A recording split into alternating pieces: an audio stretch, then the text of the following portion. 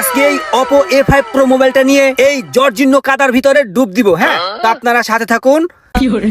এইটা হচ্ছে আমার নতুন একটা মোবাইল, যে মোবাইলটা নিয়ে এখন আমি এই কাদার মধ্যে গোসল করবো এই মোবাইলটা নিয়ে। আর এই ভিডিওটা আপনারা ভাইরাল করে দিবেন। তাহলে আমি ডুব দিলাম। হ্যাঁ, ডুব দিলাম।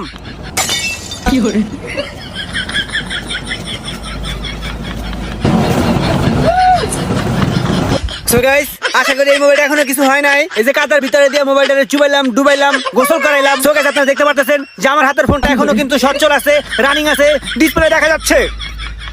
আমি একটু আপনাদেরকে আবারও দেখাতে চাই, পানি দিয়ে গোসল করে পরিষ্কার করে আপনাদেরকে দেখাতে চাই যে এই ফোনটা এখনো সচল, এই ফোনটা এখনো কিছু হয় নাই।